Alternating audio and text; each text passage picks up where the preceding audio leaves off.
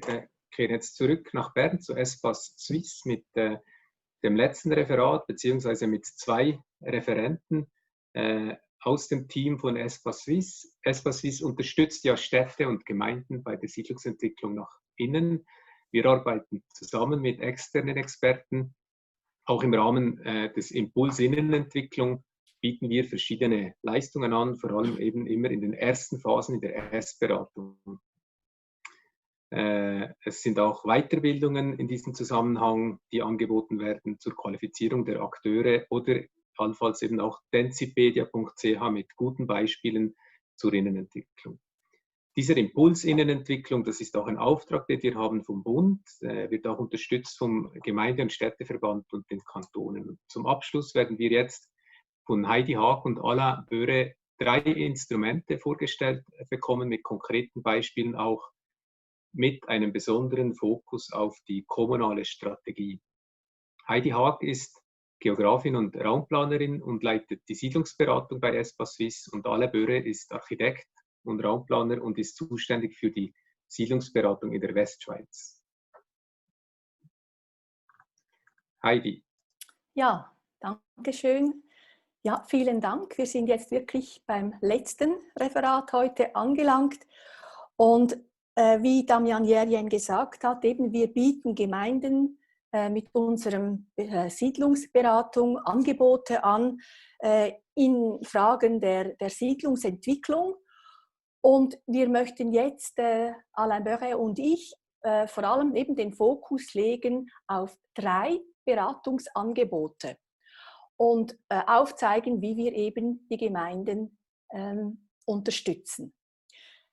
Um dem Kongress eben, dem Thema des Kongresses nachzukommen, sprechen wir jetzt, wir nehmen diese 3 Angebote heraus, weil das eben solche sind, die eine starke strategische Ausrichtung haben. Wenn Sie sich über die anderen, die Hausanalyse, den Gassenclub dann informieren möchten, auf die Stadtanalyse komme ich ein wenig, dann können Sie sich auch bei uns auf der Webseite oder direkt bei uns informieren. Gut, ich beginne mit einem Angebot der Beratung vor Ort. Also grundsätzlich ist die Beratung vor Ort eine unkomplizierte, niederschwellige, unabhängige Erstberatung. Es ist eine Außensicht auf raumplanerische Fragen und Herausforderungen, die die Gemeinden im Moment, wo sie sich auch an uns wenden, denen sie sich eben beschäftigen müssen. Die Diskussionen, die dann stattfinden am Rundgang vor Ort, deshalb haben wir auch den Namen gewählt, an diesem Rundgang und später dann auch mit der Gemeinde, mit dem Gesamtgemeinderat meistens, mit der Planungskommission, mit der Verwaltung, wenn sie auch alle dabei sind, das kommt vor. Diese Diskussionen, die schaffen ein Bewusstsein für die aktuellen ortsspezifischen wichtigen Themen. Und es hilft der Gemeinde dann auch häufig, ihre Fragen besser einzuordnen, weil ja aus unserer Außensicht und aus unserer nationalen Sicht auch, dieser breiten Erfahrung, können wir auch aufzeigen, dass andere Gemeinden ähnliche Fragen haben und aufzeigen, wie sie angehen. Wir machen dann eben häufig Vorschläge für erste Vorgehensschritte. Wir diskutieren über mögliche Verfahren. Es gibt ja häufig verschiedene Verfahren. Und was auch immer wieder vorkommt, wir können Anstöße geben in festgefahrenen Planungssituationen. Der Themenfächer, mit dem die Gemeinden bei einer Beratung vor Ort an uns gelangen, der ist sehr breit. Zur Vorbereitung auf dieses Referat bin ich alle Beratungen der letzten Jahre durchgegangen und habe die Fragen gelesen, die die Gemeinden uns gestellt haben. Wir verlangen immer schriftliche Fragen, damit wir auch wirklich am Schluss auf die wichtigen Fragen geantwortet haben. Und diese Fragen zeigen, dass es wirklich häufig eben eine breite strategische Ausrichtung hat. Und hier eine Auswahl von Fragen, die ich zusammengestellt habe. Da werden wir zum Beispiel gefragt, in welchen Ortsteilen bestehen aus unserer Sicht oder aus Ihrer Außensicht Potenziale für eine Innenentwicklung? Oder wo denken Sie eher, dass wir bewahren und das Bestehende konservieren sollen? Oder wo sehen Sie ganz allgemein Entwicklungspotenzial in unserer Gemeinde? Oder auch, mit welchen Bedürfnissen muss sich die Gemeinde in die Neugestaltung der Kantonsstraße einbringen? Diese Frage kommt immer wieder. Das ist ein Thema, Kantonsstraßen in den Ortszentren. Oder ganz offen, wie kommen wir heute zu den richtigen Entscheidungen für morgen? Oder wie wird ein positiver, aufwertender Veränderungsprozess angestoßen? Oder eben auch, mit welchem Prozess kommen wir zu einer breit abgestützten Innenentwicklungsstrategie? Auf die einzelnen Antworten hier kann ich nicht eingehen, die sind dann sehr individuell auf die Gemeinde zugeschnitten. Aber wir machen die Erfahrung, dass die Gemeindebehörden im Austausch mit externen Fachleuten eben diesen Austausch sehr schätzen, weil gerade kleine Gemeinden sind sehr oft Einzelkämpfer und sie sind angewiesen und auch sehr interessiert um fachliche Argumente. Ich komme nun zum zweiten Instrument, zur Nutzungsstrategie. Also bei der Nutzungsstrategie beraten wir Städte und Gemeinden im Wandel ihrer Stadt- und Ortskerne. Das Ziel ist es ja, das haben wir heute auch schon gehört, die Stadtzentren als belebte Orte der Begegnung, des Arbeitens, des Wohnens zu erhalten. Und wenn dann unser Team, hier arbeitet dann unser Team Netzwerk Altstadt, wenn das gerufen wird, führen wir zuerst eine Stadtanalyse durch. Also wir brauchen die Analyse auch, wir brauchen die Außensicht, wir müssen die Gemeinde auch zuerst kennenlernen. Und dann mit den Empfehlungen und der Erfahrung dieser Stadtanalyse treten wir dann in einen Dialog mit den Hauseigentümern, den Ladenbetreibenden, einer breiten Begleitgruppe der Behörde und der Bevölkerung. Und gemeinsam wird dann überlegt, welche Hauptstrategien, welche Hauptstoßrichtungen gefahren werden sollen. Also auch hier, wir müssen uns fokussieren auf Hauptrichtungen. Die Frage kann sein, mit oder eher mit weniger Detailhandel in Zukunft? Wo konzentrieren wir den Detailhandel? Konzentrieren wir ihn überhaupt? Braucht es mehr Märkte, mehr Events, mehr Begegnungen? Wie ist es mit dem Wohnen? Wo soll es gestärkt werden? Soll es überhaupt? Oder wo vor allem dann? Die große Thematik Autos, Parkplätze, ja, reduzieren, konzentrieren, verlangsamen. Und mit der Begleitgruppe, mit der Bevölkerung zusammen wird nach kreativen, umsetzungsfähigen Maßnahmen gesucht. Und in den 26 Nutzungsstrategien, die wir schon durchgeführt haben, haben wir immer wieder gesehen, dass es ganz wichtig ist, dass wir den Prozess so weit bringen, dass die konkreten Maßnahmen dann auch wirklich umgesetzt werden können. Und deshalb begleiten wir hier und da die Gemeinde, wenn sie das möchte, auch noch 1, 2 Schritte weiter auf dem Weg zur Umsetzung. Denn auch das haben wir heute gehört, die beste Strategie nützt nichts, wenn sie nicht wirklich in die Umsetzung gelangt. Das waren die 2 ersten Instrumente. Nun gebe ich weiter an meinen Kollegen, an Alain Beuret, der uns nun das Dorfgespräch an einem ganz konkreten Beispiel vorstellt.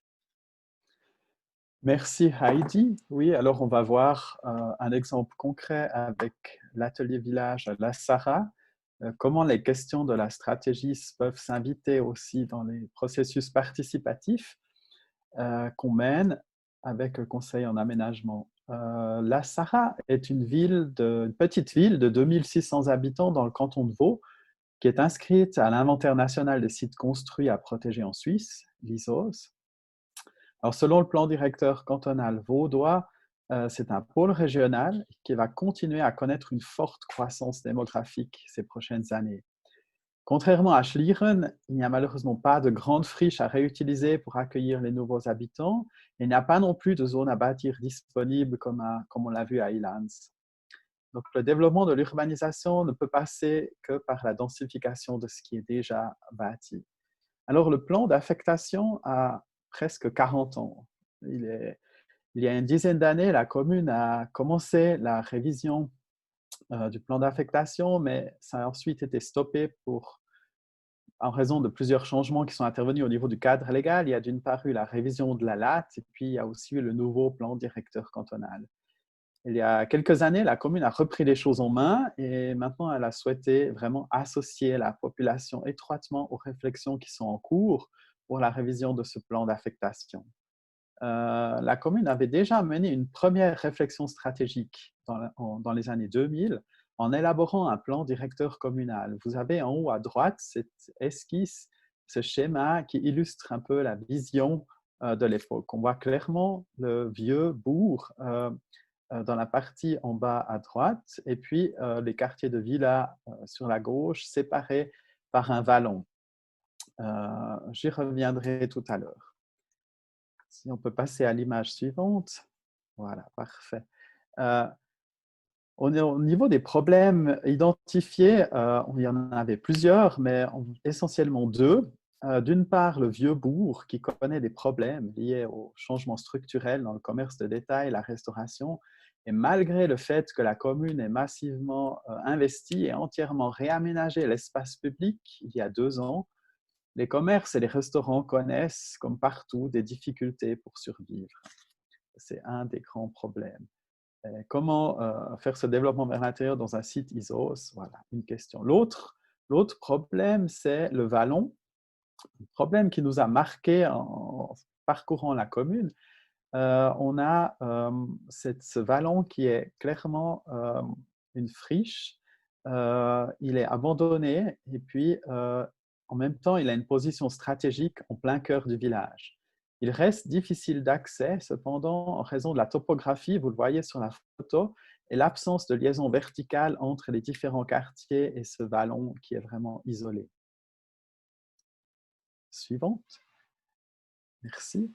La commune de La Sarraz a fait appel à nous pour un atelier village dans le but d'associer la population aux réflexions stratégiques qu'elle mène actuellement dans le cadre de la révision de son plan d'affectation. Et les enjeux essentiels que la commune souhaitait débattre ouvertement avec la population, c'était les questions de la densification des constructions, où on va pouvoir densifier, comment, et puis comment trouver aussi des solutions pour soutenir les commerçants et artisans du bourg. Alors, une invitation a été adressée à l'ensemble des citoyennes et des citoyens pour l'atelier village qui a eu lieu le samedi 30 novembre, vous la voyez sur la droite, avec cette question « Où va la Sarraz ?» Weiter, merci. L'atelier a réuni une centaine de personnes pendant une matinée.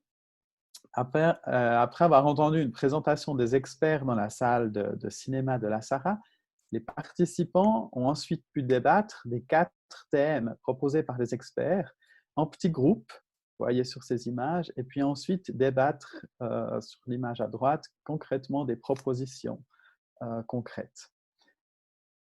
Suivante. Et voilà, c'est là que ça devient intéressant. Cette carte de synthèse qu'on a faite à l'issue de l'atelier montre les propositions qui ont émergé pendant cet atelier village. Les bâtiments en noir, qui sont des bâtiments clés qui ont été identifiés pour le développement de la commune dans le futur. À gauche, vous avez la coop avec son parking autour et des constructions. Et puis, à droite, vous avez la gare et vis-à-vis le cinéma, casino. Ces deux pôles sont situés de part et d'autre du bourg. Et puis, on a vu qu'il y avait un important potentiel de densification aussi autour de ces bâtiments. C'est les surfaces que vous voyez en orange. Et la question, c'est d'approfondir cette densification. Alors, en densifiant ces secteurs, on pourra accueillir de nouveaux habitants et en même temps résoudre aussi les problèmes du bourg en amenant aussi des clients potentiels pour les commerces et les restaurants qui se trouvent dans le bourg. Et puis, on a aussi identifié le vallon, c'est en jaune, cette friche dont j'ai parlé tout à l'heure, qui, quant à lui, ne doit pas être rempli de construction, mais plutôt être transformé en un parc paysager qui soit accessible à la population et qui serve de respiration dans ce milieu bâti très dense. Et puis, en même temps, il servira aussi à relier les différents lieux clés de la commune ensemble, notamment le château, tout en haut, la filature, qui est une zone où il se déroulent des activités le long de la Venoge, en bas, le bourg et les quartiers de village. Même si cette vision n'est pas aussi détaillée qu'un plan directeur communal tel que la commune l'avait fait il y a 20 ans presque déjà, il s'agit quand même d'un début d'une vision stratégique concrète pour le développement du bâti et la densification à la Sarraz pour les prochaines années. L'avantage, c'est que cette vision a recueilli un consensus lors de l'atelier. Alors, la commune est maintenant en train d'intégrer les résultats de cette vision stratégique dans les travaux de révision de son plan d'affectation.